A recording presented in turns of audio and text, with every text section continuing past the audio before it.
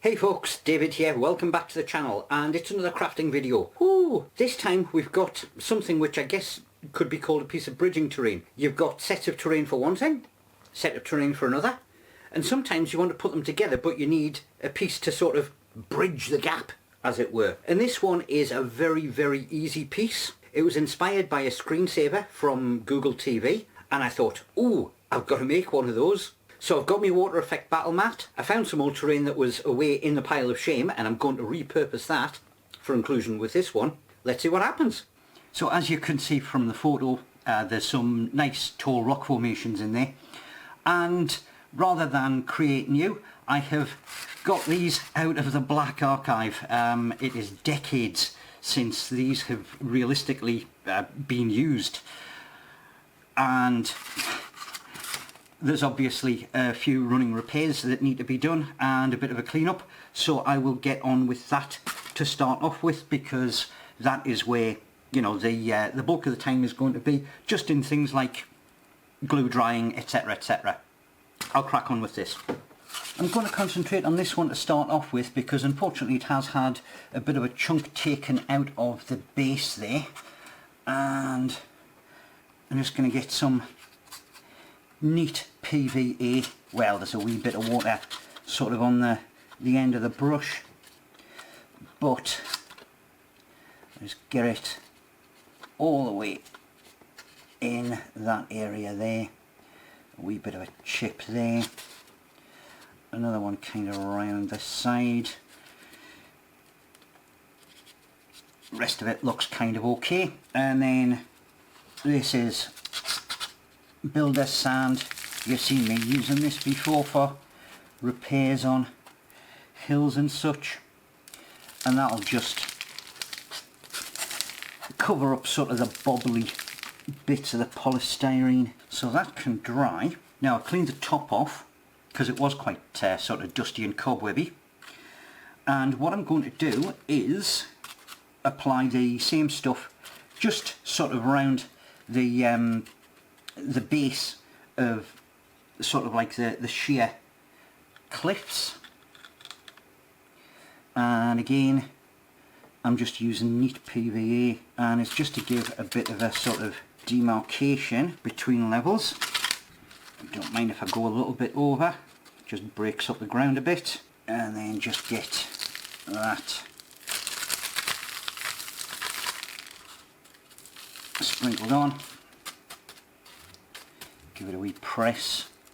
You'll have seen me make ones of these in a video. I'll leave the link up top if you want to click on that and check that out. Right, and that can go to one side to dry. I'll do the same with the others.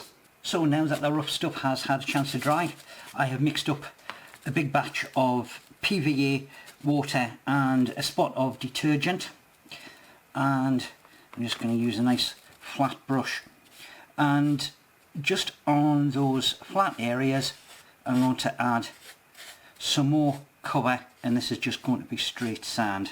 And I don't mind too much about, you know, going over onto the stuff that's already been done, because a paint job will cover that join over.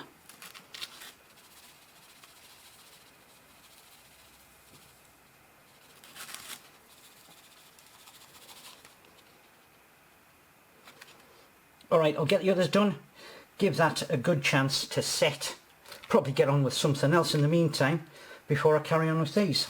Right, the sand is dry on there, and I've had to kind of mix up a darker grey. I am well long out of the colour that I originally painted these rocks, so hopefully this is a reasonable match, and I'm just going to use this to do a bit of a touch up on the outside edges where it's chipped a bit, and then what I'll do is I will water it down and put a coat on that sand, and then we'll be onto a dry brush.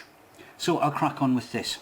Alright, I'll just show you this bit on one of the smaller pieces, and yeah, I'm well happy with the way that colour matching has worked. It's evened out and you know, covered all those little blemishes that have happened in time and storage. Going for a lighter grey And because it's such a big piece, I am going for a big paintbrush. And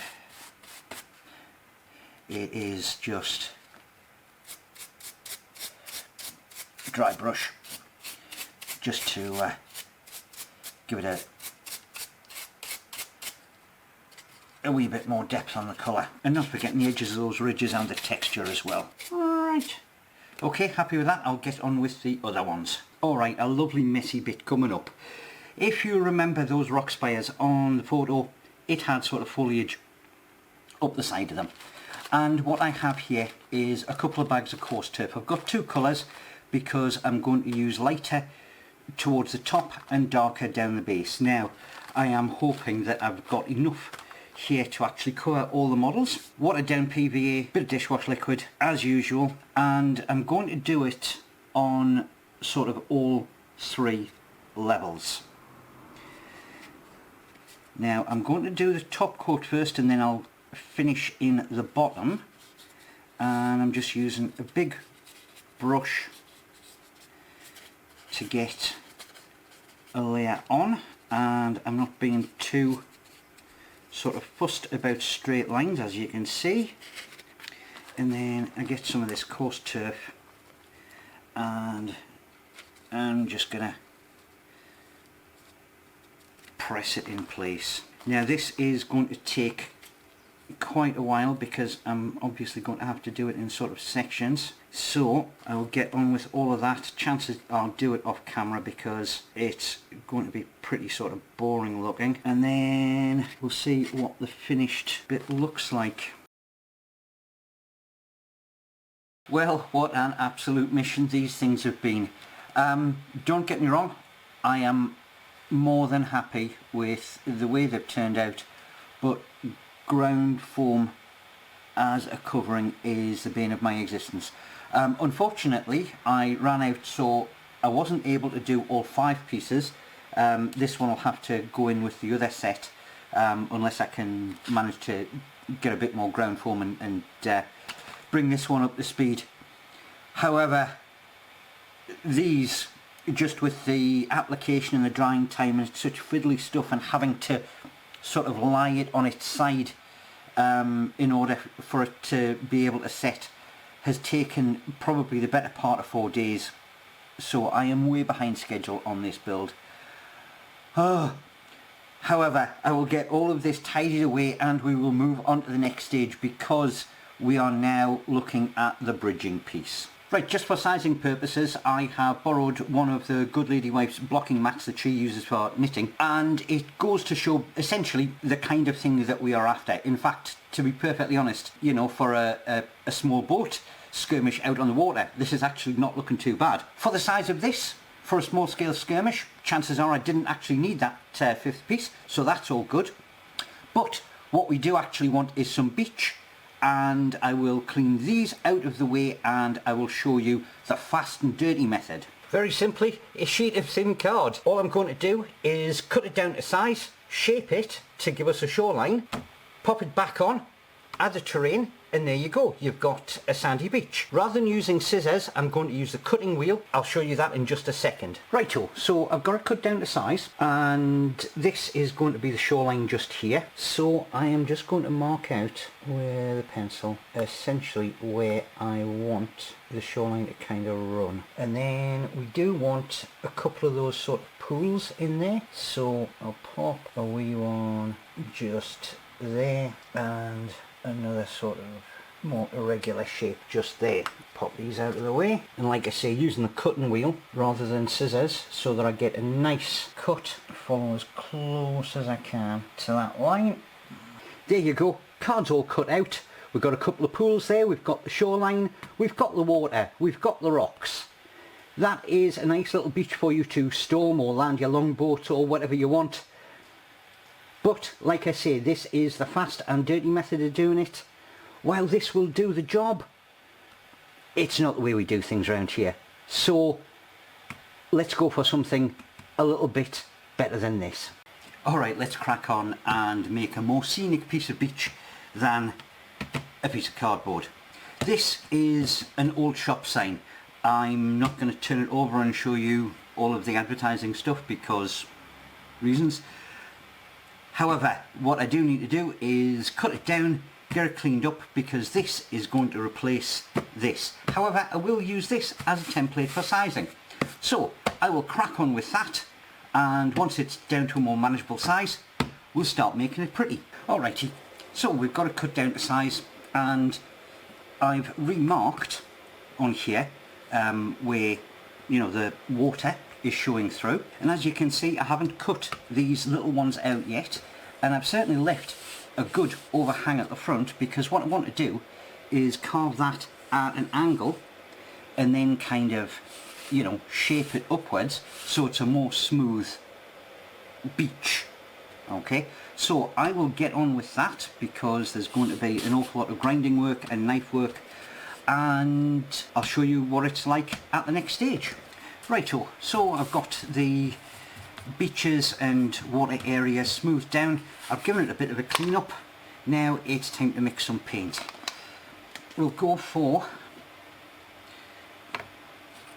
a dab of grey as usual, just to desaturate the colours.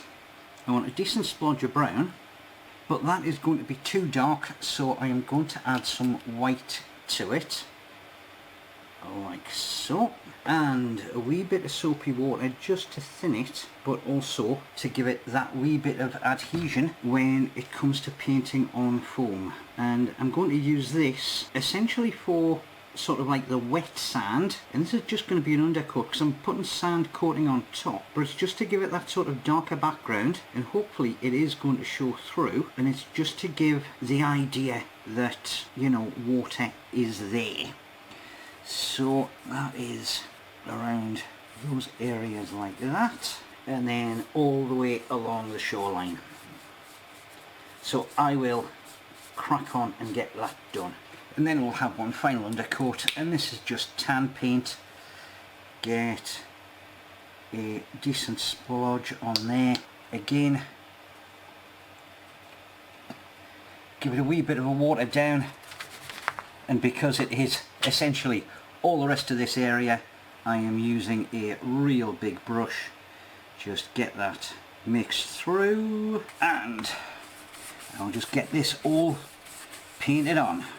Okay, so the board is all painted and I'll let it dry overnight, and I have mixed up here a batch of wallpaper paste, and I'm using that because it is quite a large area and it doesn't set sort of as quickly as PVA does. So I'll just get this all slathered on. Now, there is a bit of warping has gone on with the wallpaper paste. It's obviously expanded the paper covering. Hopefully that will settle down because wallpaper paste does do that, but it is the final part and we're just going to get a nice bit of sand all over. Right, that got to dry overnight, long process this, and the sand is all adhered to it, and that is fine. I could use it as is, but because it is a C piece, what I am going to do is just get a wee bit of Reeves coarse texture gel. You've certainly seen me use this material before, and I'm just going to dab it along the shoreline, just so that we get sort of those gently breaking waves, just like that. I'll carry on all the way along the shoreline, and yeah, then we'll take some pictures.